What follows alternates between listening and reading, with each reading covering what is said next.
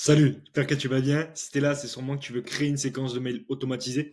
Peut-être que tu as envie, lorsqu'une personne remplit un formulaire, de lui envoyer un mail automatique directement pour lui souhaiter la bienvenue dans ta newsletter, pour lui envoyer un document, par exemple, téléchargeable. Lorsqu'une personne a un panier abandonné, si tu as un e-commerce, tu veux qu'elle reçoive une séquence de mails pour directement la faire passer à l'action. Peut-être que lorsqu'une personne prend un rendez-vous avec toi, tu as envie de lui envoyer une séquence de mails avant pour réduire au maximum le no-show, donc le nombre de personnes qui ne viennent pas au rendez-vous, la chauffer avant le rendez-vous.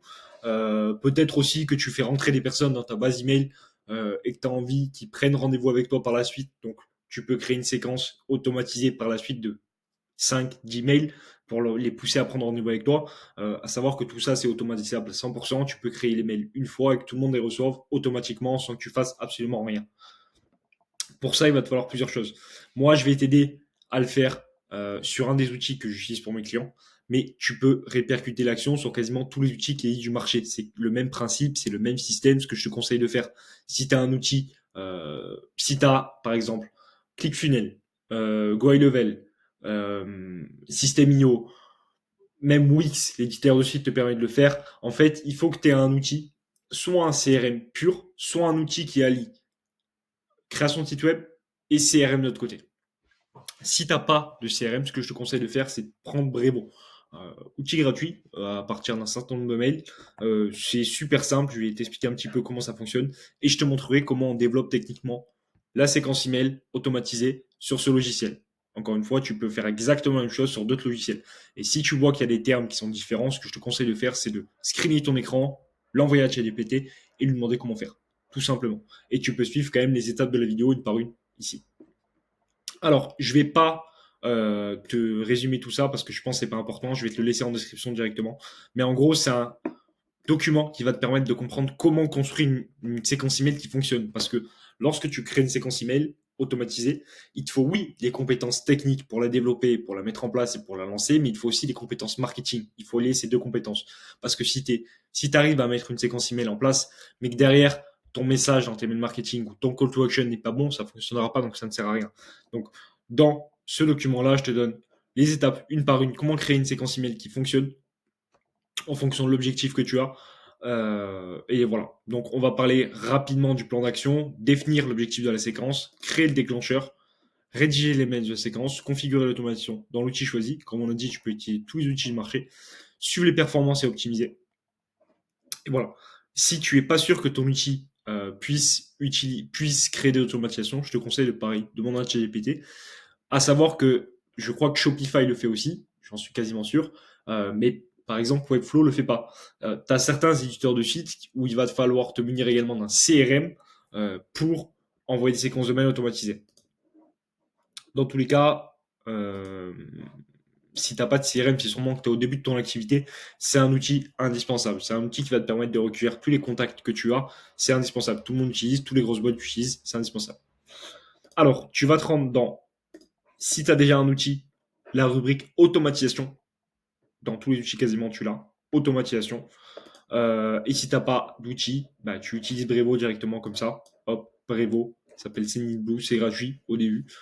Donc je te le conseille, tout simplement. Hop, scénario. Donc là, ça peut être différent en fonction de ton outil. Mais en gros, tu te rends sur le dashboard des automatisations, tu crées une nouvelle automatisation, crée une automatisation, activité marketing. Là, on peut mettre n'importe quoi, de toute façon, tout est modifiable par la suite. Hop,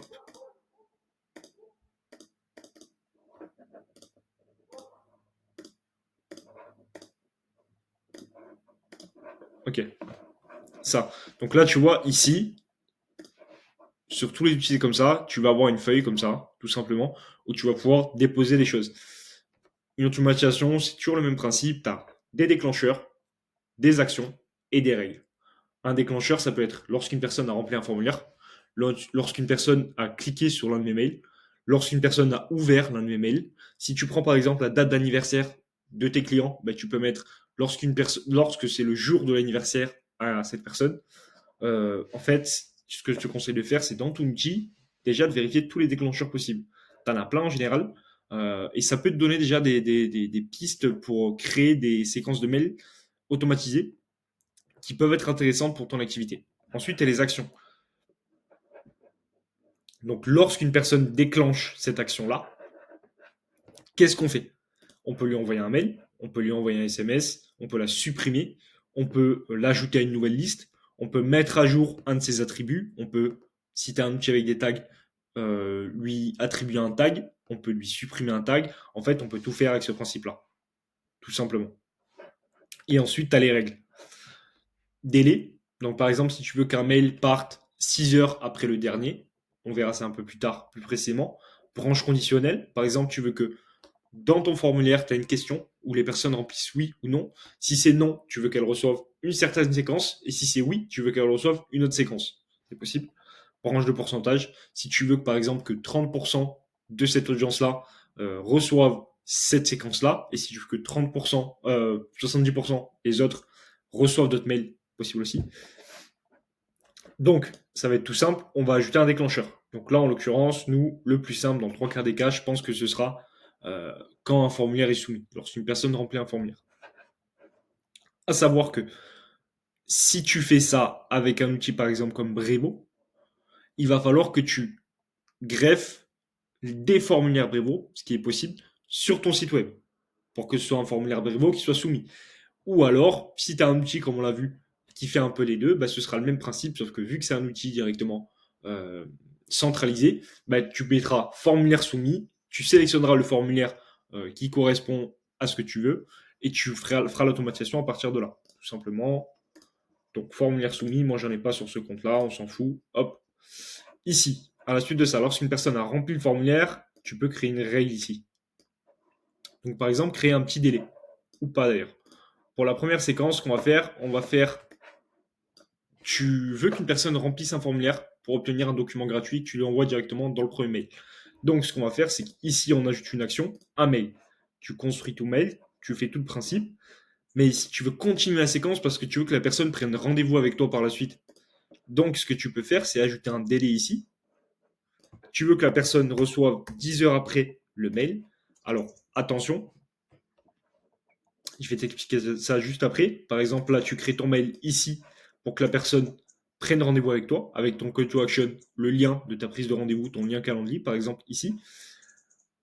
Et par exemple, sur le mail d'après, tu vas encore attendre 10 heures pour lui envoyer un mail. Il faut quand même avoir des temps de latence entre chaque mail. Et tu lui envoies un nouveau mail à la suite de ça. Là, tu vois, quand je mets 10 heures ici, par exemple, ça ne prend pas 10 heures à partir du formulaire soumis, ça prend 10 heures à partir de la dernière action. Donc là, en l'occurrence, par exemple, le formulaire est rempli, l'envoi d'email ici est automatique parce qu'il n'y a pas de condition de temps ici. Par contre, lorsque l'outil a envoyé le mail, il attend 10 heures ici pour envoyer le prochain mail. Important, il attend, c'est pas à partir du premier déclencheur, c'est toujours à partir de la dernière action. C'est important à savoir malgré tout, et ça dans tous les outils c'est commun. Une fois que tu as créé tous tes mails ici, que tu as créé ta séquence complète, tu vas pouvoir activer l'automatisation. Donc tu actives l'automatisation ici, tout simplement. Et lorsqu'une personne aura rempli le formulaire ici, elle recevra les mails un par un, tout simplement en fonction de ce que tu as défini ici. Donc c'est super intéressant, c'est indispensable dans toutes les startups que tu vois qui vendent en rendez-vous ou dans tous les infopreneurs que tu vois sur le marché, ils utilisent tous ce genre de principe-là pour envoyer des choses automatisées, tout simplement. Dernière petite chose, dans tous les outils que tu vas utiliser également, tu auras une section pour analyser l'ouverture de tes mails, la délivrabilité et toutes ces choses-là. Je te conseille de le faire également, d'analyser fréquemment la délivrabilité de tes mails, de voir le nombre de personnes qui cliquent, le nombre de personnes qui ouvrent le mail pour savoir déjà si ton objet est bon, pour savoir si ton call to action est bon, s'il y a beaucoup de personnes qui cliquent ou pas, pour savoir tout simplement et analyser et améliorer ta séquence en continu. Je te souhaite une excellente journée. Si tu as des questions, je suis là. Comme prévu, tu auras en description juste là pour récupérer ce document le lien directement. Je te conseille sincèrement de le récupérer. C'est totalement gratuit. Tu as juste à cliquer sur le lien et tu accéderas dessus. Ça te permettra justement d'avoir la vision marketing derrière ta séquence. Comme je te dis, une séquence email, c'est bien, mais c'est absolument inutile si derrière, tu n'as pas la bonne stratégie marketing derrière pour arriver à ton objectif. Passe une bonne journée. À bientôt. Salut.